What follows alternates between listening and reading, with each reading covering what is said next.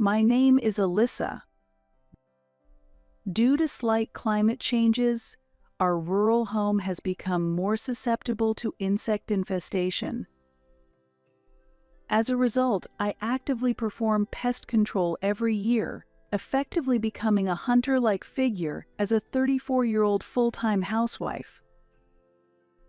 Once fearful of insects, by the age of 30, I began to conduct extermination work without changing my expression.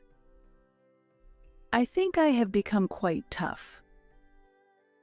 Today I want to share an episode about how I dealt with my younger sister Emma, who had an affair with my husband Scott.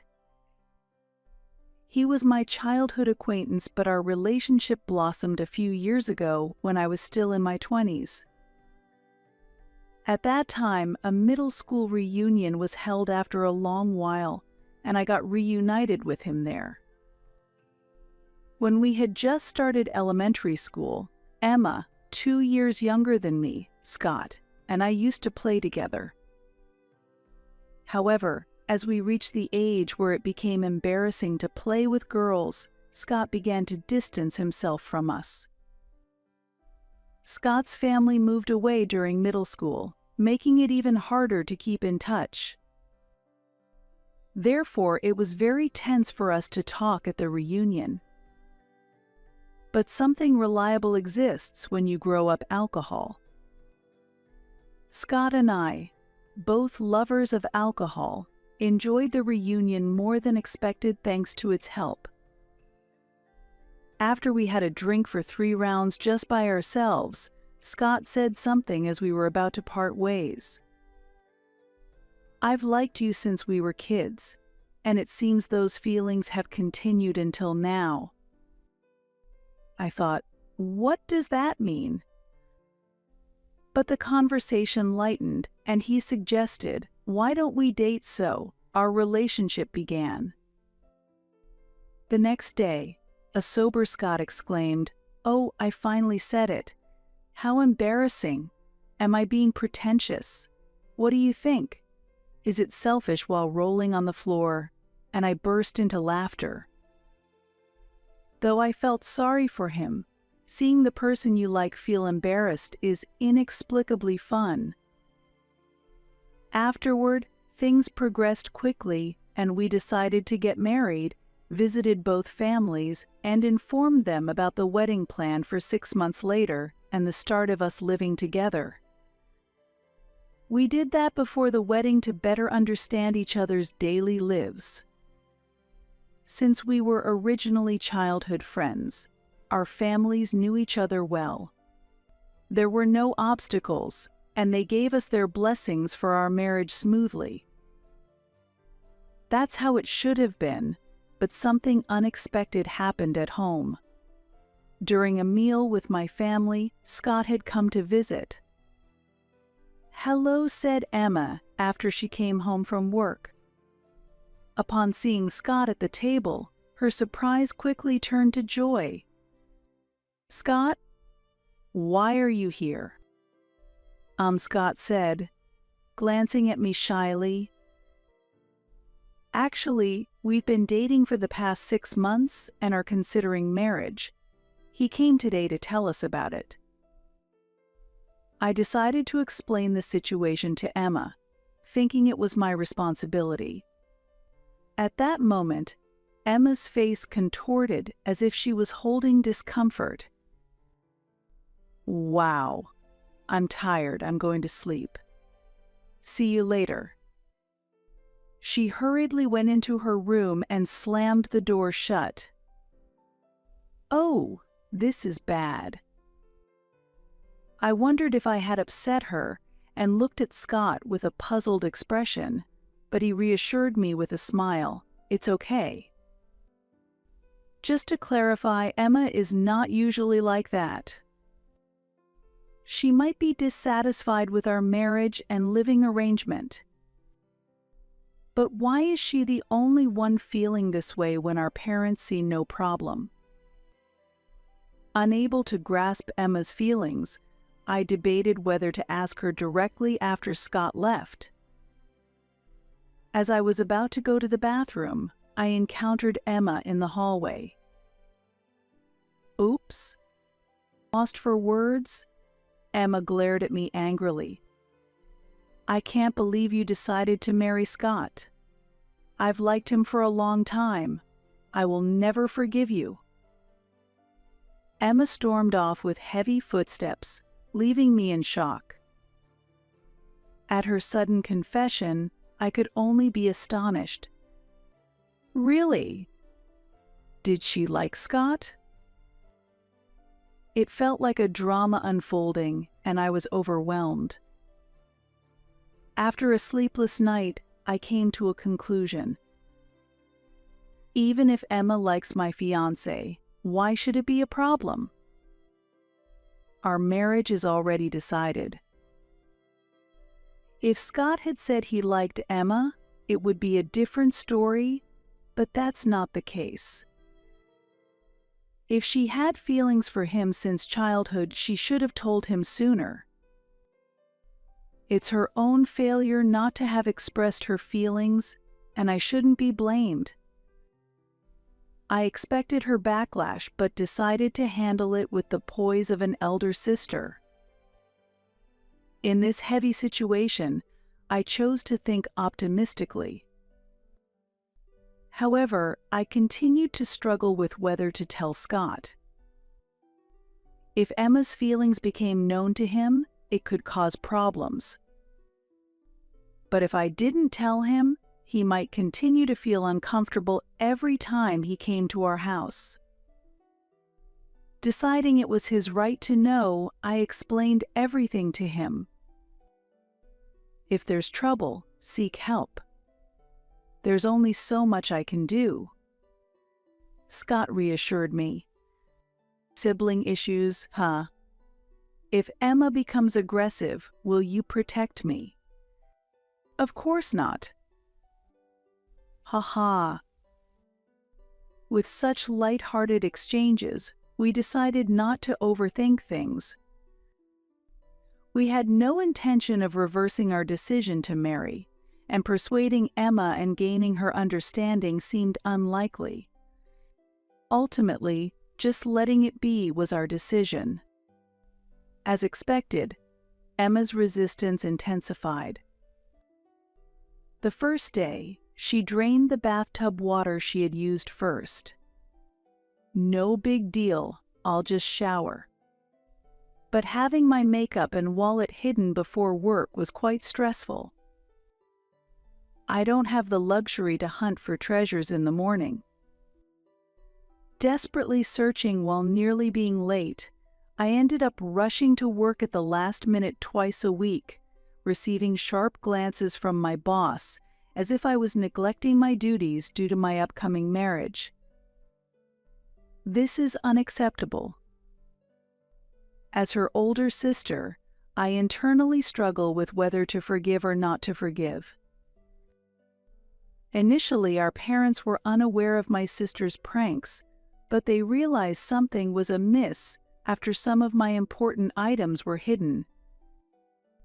There was even a scene where our mother scolded my sister, asking, "Why are you behaving so childishly?" On the other hand, my sister thought little of it, but the real problem was with our father. Shortly after my sister was born, when our mother fell ill, my father took care of her, which made him especially fond of my sister. In other words, through his parenting experience, he developed maternal feelings. I understand his feelings. It's natural to feel affectionate towards a daughter whom he had struggled to raise. An incident that made me feel he favored my sister was when I wanted to go to an amusement park as a child. My sister wanted to go to an aquarium instead, and my father ultimately decided we would go to the aquarium. At that time, my friends often said, "Your sister is loved more," so it kind of confirmed there was indeed a bias in affection. Since my mother respected our different opinions, she didn't have a big problem with my father's bias, but if she had been biased too, I might have suffered from a deep sense of inferiority. Perhaps it's my optimistic nature that allowed me to go through it well. I used to say things like, if there's someone who can make me feel sad, I'd like to meet them. However, this time, my father clearly supported my sister. Apparently, my sister felt that her older sister stole her boyfriend, and my father blamed Scott as a heartless man who messed around with both of his daughters. As the older sister with a marriage already decided, I could understand why he would defend my younger sister who felt abandoned. My father's view was met with skepticism by my mother, who half doubted, I can't see Scott doing such a thing, and when I insisted, that's not true, she listened to both sides. Then, my mother judged us both fairly without blindly believing anyone's words. However, my father strongly said, I can't forgive that heartless man who played with my precious daughters as if I was influenced by Scott. He completely ignored my attempts to explain. Although my father is a wonderful father who deeply loves us, this time I wish he would listen to me more. It's troublesome if there are more objections to the marriage, but I've decided to go against them and proceed.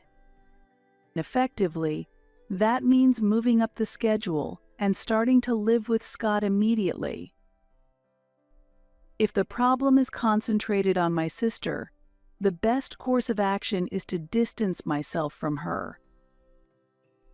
If I leave the family home, her harassment should stop. That should solve the problem.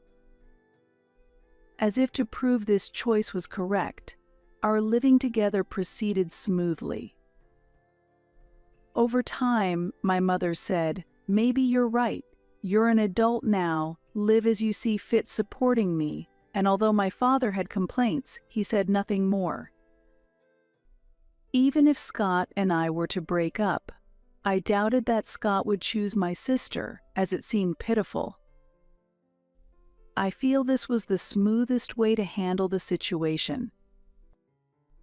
It was hard for Scott to be in such an unfortunate situation, but since my sister stopped contacting us, I wondered if everything would finally settle down. Then came the day of the wedding. My sister ultimately did not attend, but my father suggested reconsidering, saying, it's still not too late. My mother laughed and said, I also thought I made a mistake several times after marrying your father. Marriage comes with various things. My father was clearly shocked to hear what she said. Although not everyone blessed us wholeheartedly, at the very least, we had our wedding under our parents' eyes. The next morning, the home doorbell wouldn't stop ringing. What? Scott and I jumped up in a panic, rushing to check the door monitor. Unbelievably, the whole family had come. Dad, Mom. Emma, what's going on? Before my surprise, Emma looked at me coldly. I didn't tell you, but I'm pregnant with Scott's baby. I want him to take responsibility. That's the case. Fortunately, Alyssa has no children yet. Scott should take responsibility and marry Emma. Give Scott up. My mother, confused by my sister and father's suggestion, asked me, what on earth is going on?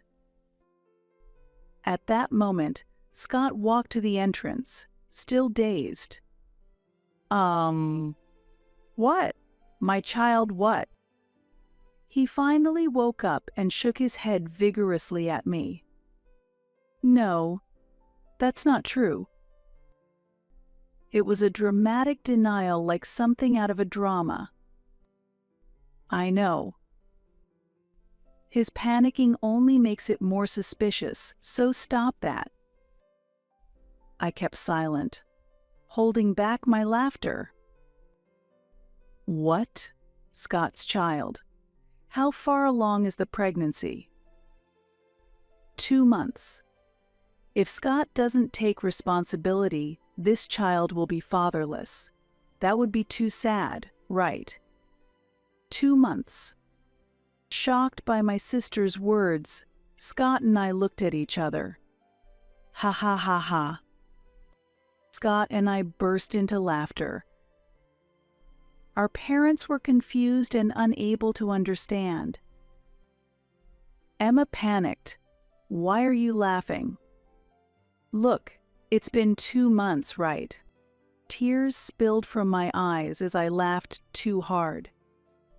Emma, we've had some fun times recently, haven't we? Yeah, sure. Emma was flustered by Scott's sudden question. Our parents, not understanding his words, gave him a cold stare. I was probably the only one who understood his intention in this situation. By the way, Emma, do you remember how ripped my abs were? Ha. Hee hee. Emma is dumbfounded. I'm struggling to contain my laughter. Do you remember how many abs I had 2 months ago when you checked? I seem to have misplaced them somewhere recently. It seems like only Scott would compare forgetting his abs to misplacing something. I laughed so hard, it was as if my abs were popping out. Scott, what do you mean by that? The answer is 0.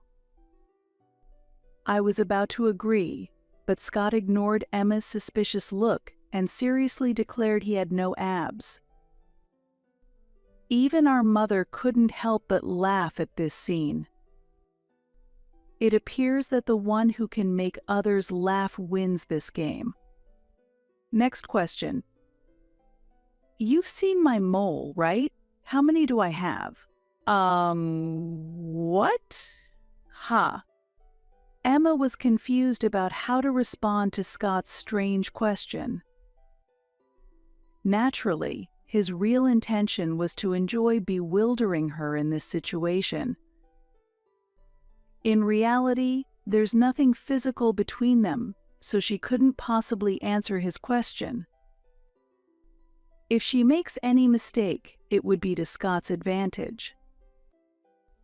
Although simply denying knowledge would resolve it, Scott deliberately pressed for details, taking joy in her inability to answer.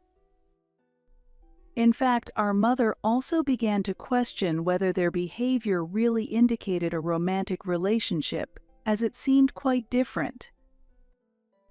Naturally, such interactions would not be possible if they were truly intimate. It was a very embarrassing scene to have in front of parents. This very conversation serves as proof that nothing had happened. Scott was attempting to retaliate by confusing Emma. He looked innocently happy, like a child with a new toy. This man is terrifying. If you can't handle this kind of joke, living with Scott might be difficult, I thought, while watching Emma's reaction. Puzzled, Emma blurted out, maybe 10. Ah, too bad. The correct answer is that I don't know either. Even our father had to laugh at this. However, while hiding his laughter, he scolded, "Get serious, Scott. Stop confusing us." I had to hold back our father as he seemed ready to pounce on Scott. Wait, listen. Didn't she say she's 2 months pregnant? That calculation shows it can't be Scott's child. Really? What do you mean? Our mother asked, intrigued. Is it okay if I tell them I asked? And Scott reluctantly nodded. Wait, can I actually say it? Scott double-checked. It's okay, go ahead. Yeah, I'll say it." Taking his cue, he puffed out his chest and began, Mother, father. To tell the truth, around that time, a very delicate part of me was stung by a bee. At his words, everyone around, including Emma, burst into laughter. "Don't lie so much. There's no way such a place got stung." Our father was angry, while our mother clapped her hands laughing. Actually, that's true. It was hot that day, and thinking no one could see me, I opened all the windows and was cooling off naked. Then, that bee suddenly." Scott was blushing from his face to his ears. Embarrassed to have made him share such a story in front of the family, I tried not to laugh, but I couldn't help myself. There's no way someone could be that embarrassed. Yes, there really is such a person right here. Scott objected to our father's words loudly, though it was not a story he was particularly proud of. Even so, that doesn't mean I can definitively say that my pregnancy isn't Scott's fault. Emma, regaining her stance as if to recover her position, restarted the argument. "Think about it, Emma. It was a bee sting. Can you imagine? A crucial part. Dad, try to imagine. As a man, you must understand the pain." Emma was speechless at Scott's serious expression. Our father listened to Scott and unconsciously covered that part, looking down embarrassedly. His anxious expression gradually softened, seemingly coming to terms with Scott's words. "It's a very important, delicate part for a man, so it was really troublesome. I had to call an ambulance. I was in the ambulance with him. I was even more embarrassed." Reacting to Scott's explanation, I couldn't help but respond. It was tough because he had a fever, and in such a condition. It's a bit of a peculiar hobby, isn't it? If there are any doubts, we could ask the hospital that helped us, Scott modestly suggested, causing our mother to burst into laughter. "Scott, ever since you were little, you always wanted to take off your swimsuit when playing in the kiddie pool. Come on, show us the place where you were stung." While laughing heartily, our mother excitedly approached Scott. "It's completely healed now, so there's no evidence. I can't show you something like that." Scott, for some reason, tried to escape from our mother, not covering the relevant part. It was clear from this scene that our mother completely trusted him. I, too, felt relieved. However, Scott seemed uneasy for a slightly different reason. Well, even from a man's perspective, it's not usual to lie about such an embarrassing thing, and it's clear without going to a doctor.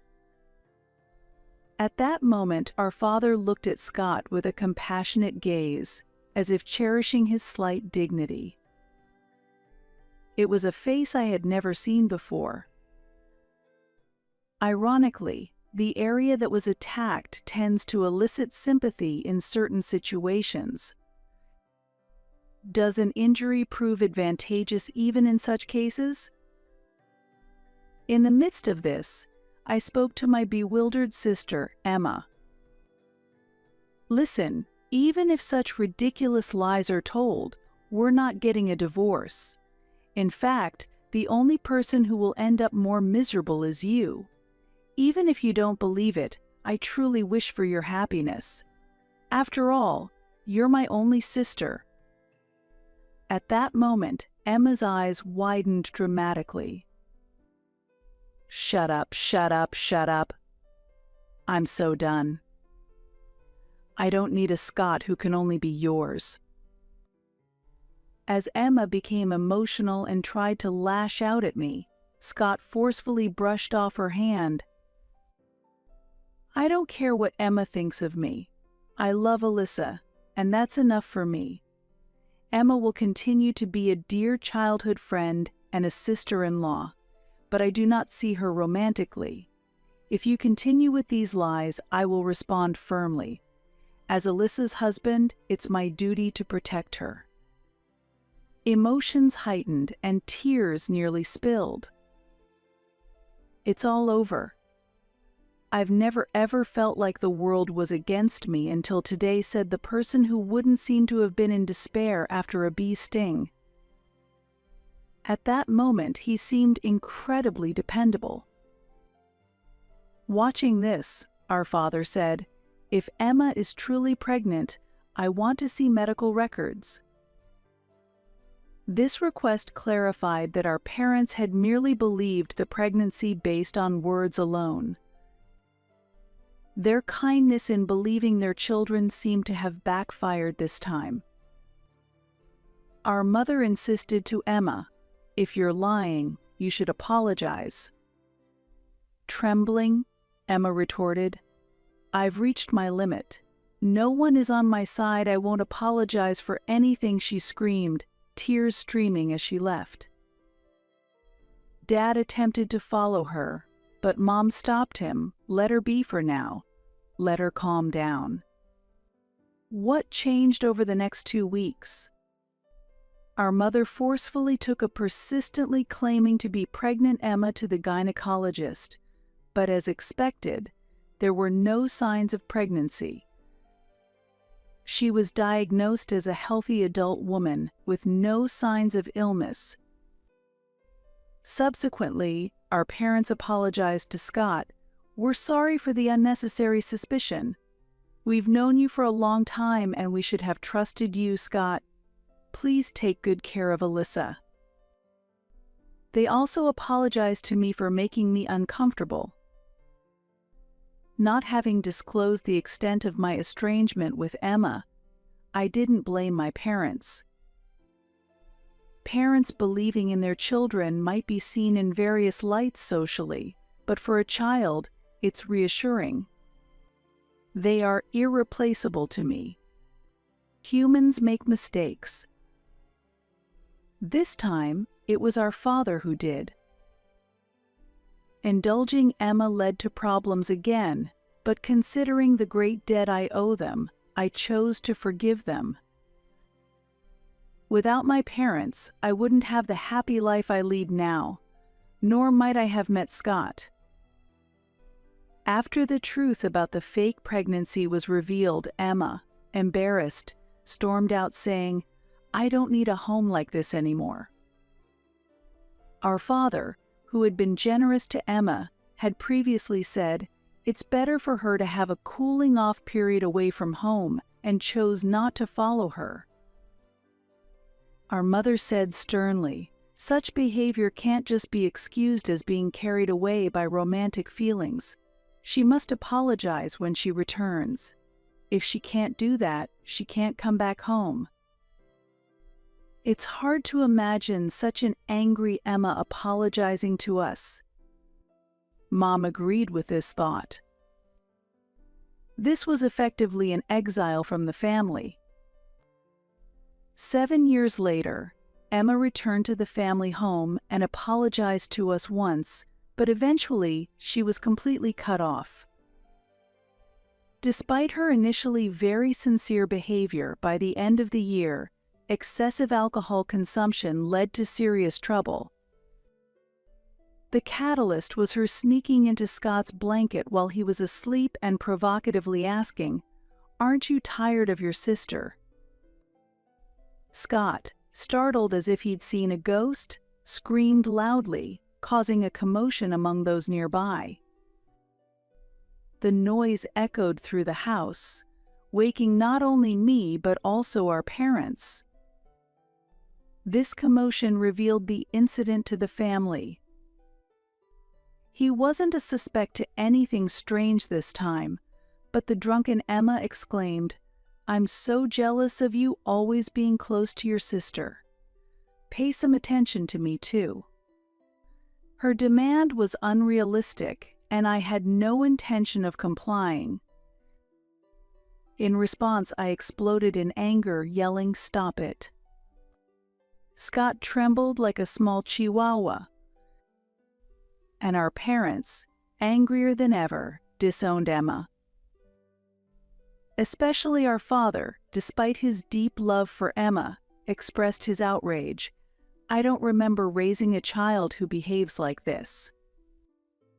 I will never forget this shocking event. Once sober, Emma apologized repeatedly, but our father firmly refused, saying, "I can't believe you. The things you do when you are drunk reveal the truth."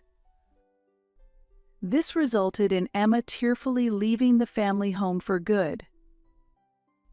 After that, my life changed significantly, with my first pregnancy being confirmed by the end of the year. Since then, I have continued to have children, and am now a mother of 4 at 34. Our home includes a pair of twins among the children, and although I've only experienced childbirth 3 times, the house is always lively. In fact, nearly every year, new family members join, making our daily life as festive and fun as a festival. If left unattended, the walls quickly become like an art exhibition due to the kids' crayon drawings. Scott and I often move around the house busily with vacuum cleaners, especially on Sunday mornings. Sometimes the kids redraw on the walls we've just cleaned, but this too is a fun part of their creativity. Our youngest is currently in a bit of a rebellious phase, resisting dressing, brushing his teeth, and using the toilet. No clothes. "I don't want to brush my teeth." "I don't want to go to the toilet," he cries, which can be challenging, but every time I see the angelic sleeping faces of all 4, I instantly forget all these small disasters. Our parents, not just with the first grandchild but with each new one, pour deep love and often come to help with childcare, greatly relieving us. Scott is very cooperative in raising the kids, often giving them piggyback rides, but each time they pull on his hair, he worries about being bald in the future. Yet, thinking of the children, all these small hardships feel dear to me. Becoming bald is okay. With Scott's recent promotion and increased income, advanced hair loss treatment is an option if needed. I keep quiet about that, but seeing Scott worry about his thinning hair is somewhat amusing. Seeing various sides of the person you love is very interesting and enjoyable. It's one of the small joys between us. He he he. Ideally, people might prefer a quiet and calm house, but our home is the exact opposite. It's too noisy, but all that noise is a great source of happiness for me now. 1 year ago, my father passed away. At first, my mother was very depressed and couldn't be left alone, but recently she has started to laugh more and seems to be regaining her brightness little by little. Just as our family began to stabilize, my husband acted on his own, causing great turmoil within our home. "I've already told your mom about the pain in my parents' legs, and she said it's fine for us to use this space, so I think there's no problem." There's definitely a problem. This is the Owen family. Why are you driving us out and letting your family relax? For some reason, my husband brought his parents, who had been living with his brother and sister-in-law, into our home. Even my father's room, which had been untouched for a long time, was used without permission. Due to my husband, who does as he pleases, and his thoughtless parents, it has become uncomfortable to live here. Recently, my mother has been spending more time outside. This is unacceptable. No matter what, I must get his parents to leave this house. This is a story about how my husband and his parents almost took over the house after my father's death. My name is Michelle, and I am 40 years old this year. I married Wayne when I was 28. I have an illness that makes it difficult for me to work outside. I used to work at a company when I was younger, but due to my unstable health condition, which often caused inconvenience to others, I later worked from home to earn an income. However, my income is dependent on my health, so it is not stable every month. Due to this instability, living alone is difficult. So, until I got married, I depended on my parents, who were both earning, and worked during the gaps in household chores. After getting married, Wayne and I started living together in a rented apartment. Gradually, we were able to save money, and we planned to own a home in the future. However, the situation changed abruptly when Wayne told his parents that his brother had built a two-family home to live with his parents. Following this, my parents suggested that we live with them as they were planning a major renovation of their house. My parents were concerned about my unstable income and the monthly fluctuations in it. They judged that it would be difficult for just the two of us to own a home, and they seemed to feel insecure about the rented apartment we were living in. I am truly grateful for my parents' proposal, but living with a spouse's parents is not easy. Even though I was considering this, I tried to respect Wayne's opinion, who was excited that my parents would provide all the funding, and he accepted the proposal to live together without hesitation. For about the next 10 years we lived together, the four of us, and I felt that we had a relatively good relationship. As my father was strict, my usually carefree husband was cautious in front of him, and my parents avoided unnecessary interference, except when the four of us were together. Despite having an unstable income and not being able to have children, we were able to live a smooth married life without any major conflicts, thanks to the support of my parents. I will definitely repay this favor someday. With this feeling of gratitude, I had obtained a qualification for nursing care that would be necessary in the future. However, before I could utilize this qualification, my father suddenly passed away from a heart attack. Unable to accept reality, my mother lost her appetite, lost weight, and frequently fell ill. Therefore, I tried to stay close to my mother as much as possible, but during this time, Wayne's behavior gradually began to show signs of abnormality. 10 years ago, during the renovation of our house, our home was expanded from 2 stories to 3 stories. The first floor had a bedroom and toilet exclusively for my parents, and the storeroom was used as my father's study. The second floor had the kitchen, laundry space, and bathroom, which were shared by the entire family, but the living space adjacent to the kitchen was mainly used by my parents. And the third floor was entirely given to us, the couple. We had our own toilet and 2 rooms, which we used as a living room and a bedroom. Except for coming down to the second floor for meals and baths, it was possible for us to live mostly on the 3rd floor. Despite having lived like this all along, after my father's passing, Wayne inexplicably started spending more time on the 2nd floor. "Why are you watching TV on the 2nd floor? This is Mom's area, right?" Despite my repeated warnings, Wayne argued, "She's currently in the bedroom, so it's fine to use this place."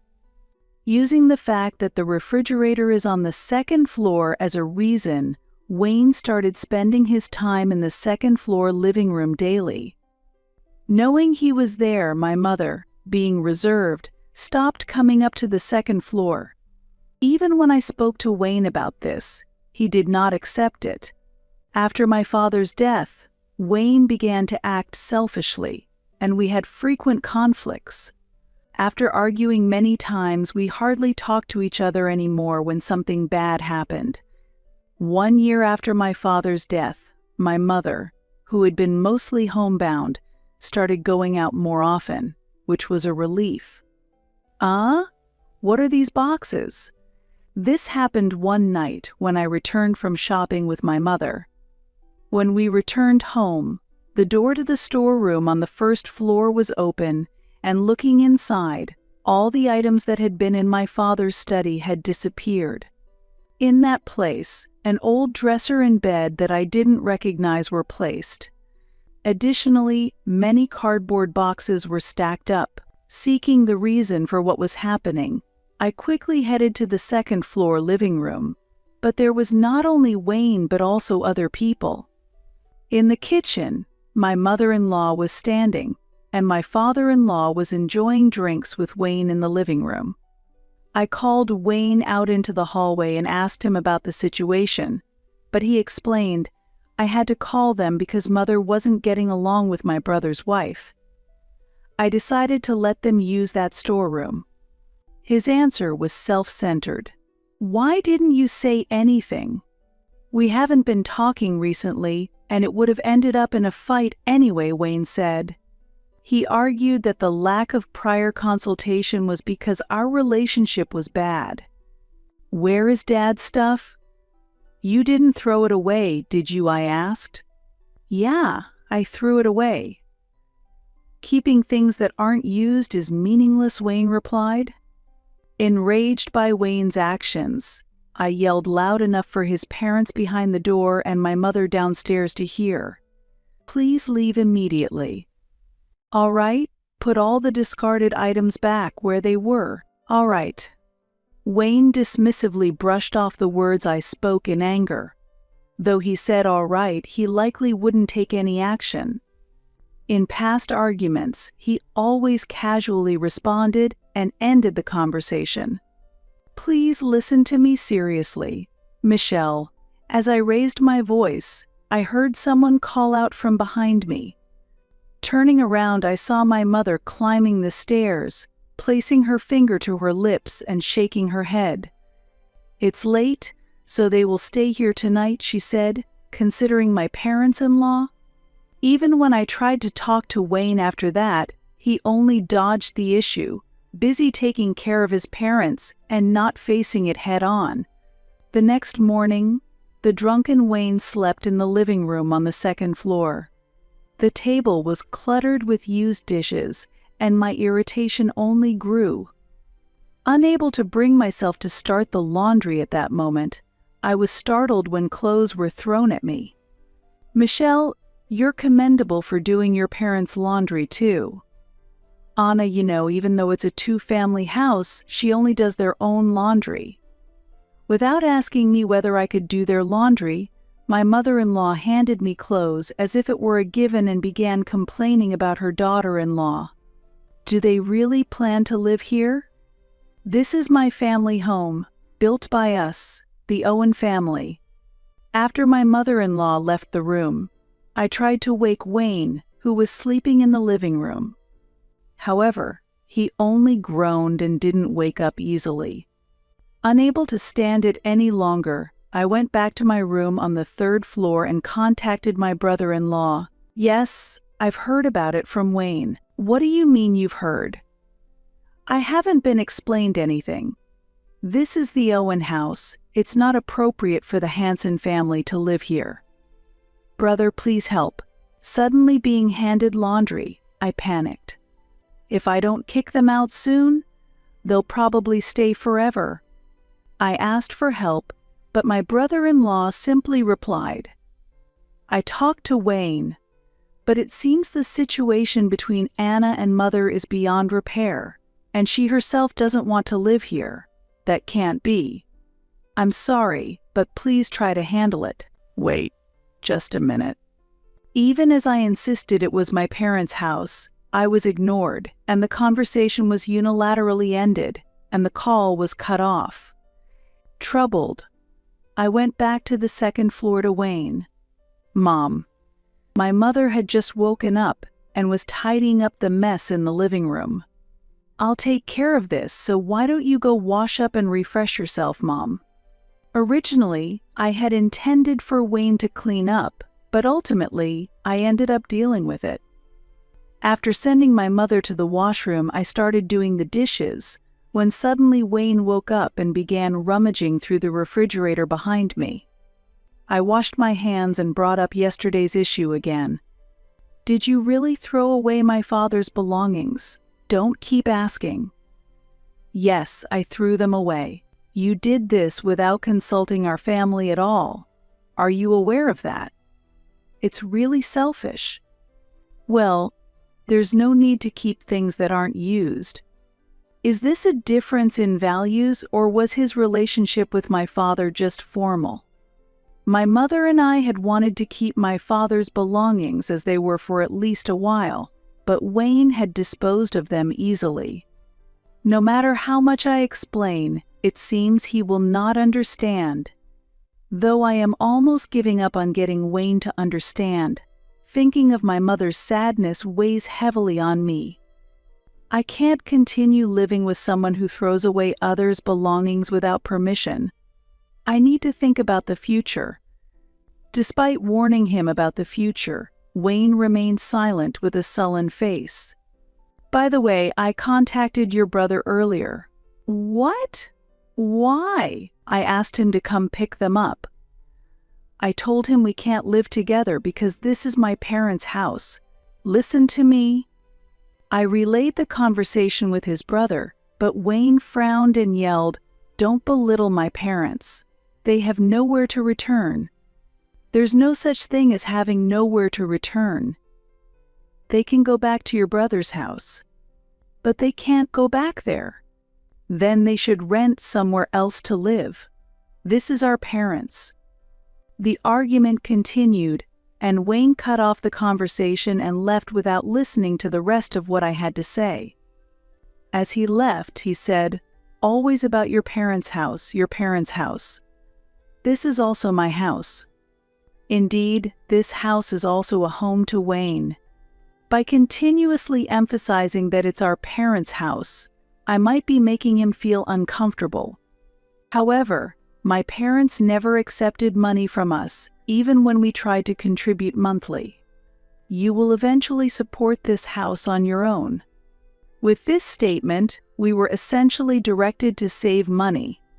Considering how much she has thought about this, I wanted my mother to be the top priority. I hoped he would refrain from taking unilateral actions just because it's our house. I struggled to figure out how to make him understand. While I was agonizing over my feelings toward Wayne, my mother returned to the second-floor living room. She had probably heard our conversation on the stairs. My mother spoke to me. "If they can't find a place to go, it's okay for them to stay here until they do. Your parents-in-law are also part of your family, Michelle. See, your mother understands too." Wayne argued back, empowered by her words. I was irritated by his manner of speaking but acquiesced to my mother's suggestion. "Please find a new home." "Okay. All right." No matter how many times I ask, Wayne's responses remain vague. I was worried whether he'd really look for a new place, but I needed to make sure this one thing was upheld. Then, 3 days later, something happened. Really. I couldn't hide my joy during the phone call. I had almost given up, thinking the items were discarded, but I was delighted when I contacted a junk removal service and confirmed that my father's belongings were still intact. After hanging up, I immediately contacted a storage facility I had been researching. I had arranged to store my father's belongings there during my parents-in-law's stay, as they might get thrown out again if left at home. Before leaving, I stopped by my mother's room on the first floor, but she wasn't there. I wanted to tell her about the safely stored items, but I couldn't find her anywhere. So, I went to the living room on the second floor. "Oh, Michelle," my tipsy mother-in-law greeted me with a smile. Despite it being early, she was already heavily intoxicated. "Are you going out?"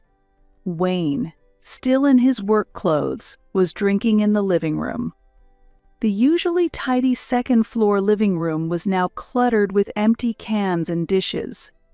I had repeatedly told my parents-in-law to use the third-floor living room, but they were still on the second floor today.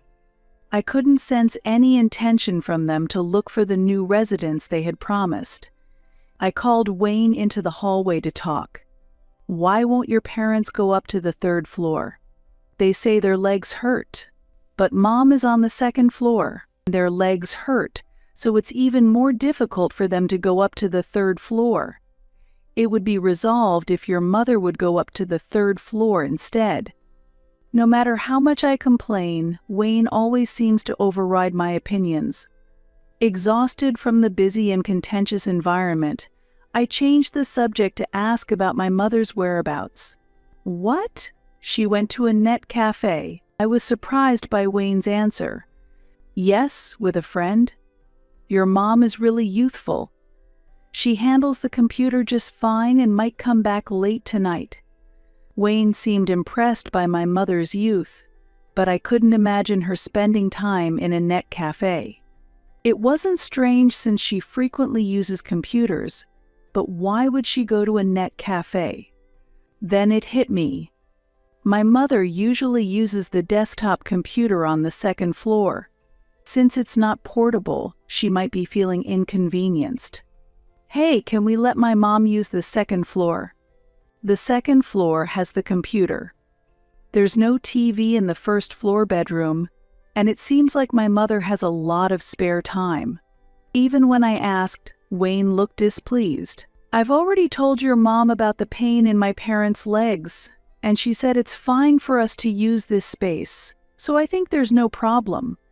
There's definitely a problem. This is the Owen family. Why are you driving us out and letting your family relax? I often feel that Wayne lacks understanding. The reason my mother went to the net cafe was probably because she wanted her own space. Saying she went with a friend was clearly a lie. I suspected it was a statement made to consider Wayne's feelings. Even so, Wayne seemed to conveniently believe my mother's story. "You always think only of your parents." "My parents don't know anyone here and can't meet friends. Since your mother has friends nearby, it should be fine for her to go out during the day. If she doesn't like it, she can go to the third floor," he shouted in anger.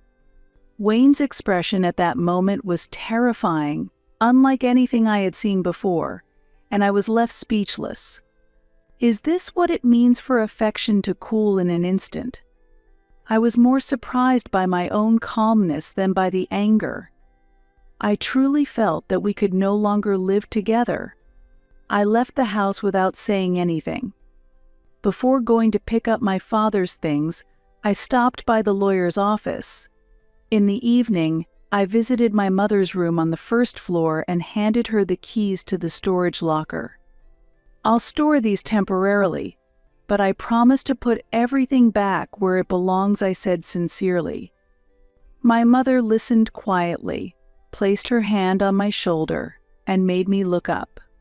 "Michelle, you shouldn't disregard his parents.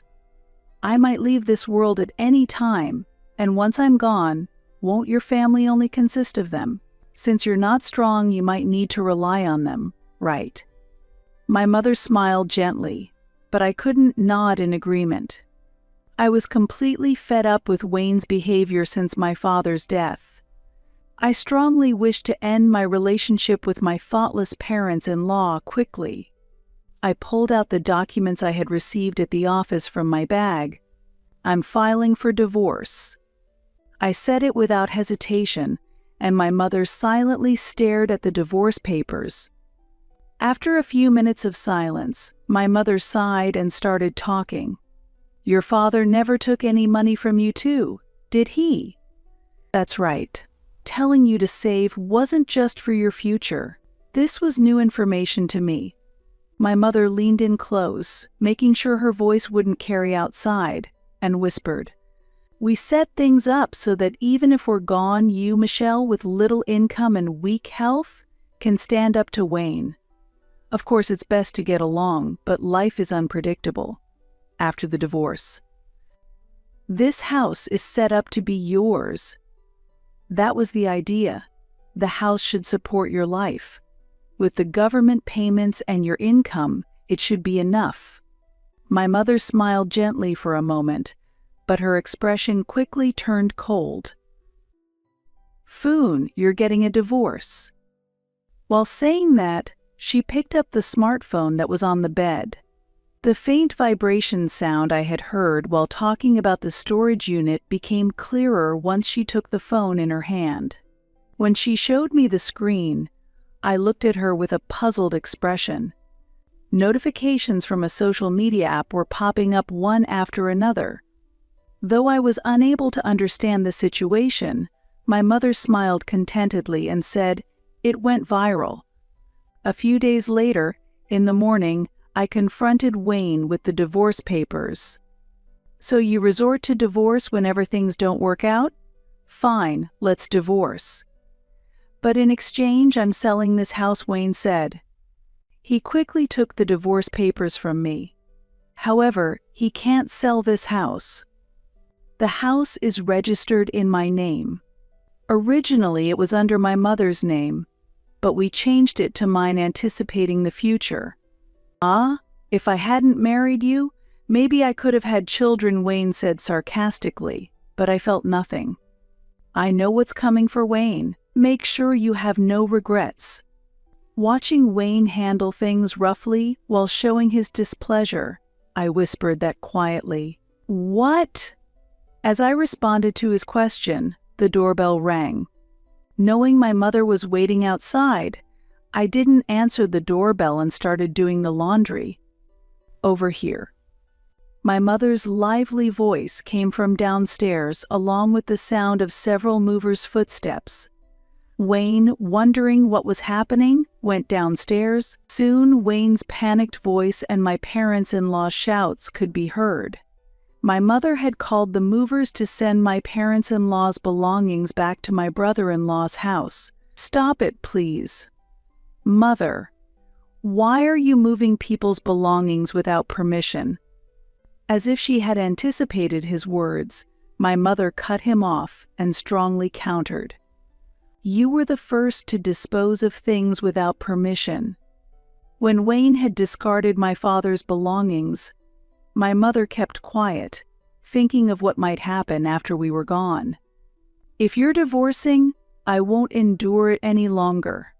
With that declaration, my mother decided to kick my parents-in-law out of the house immediately.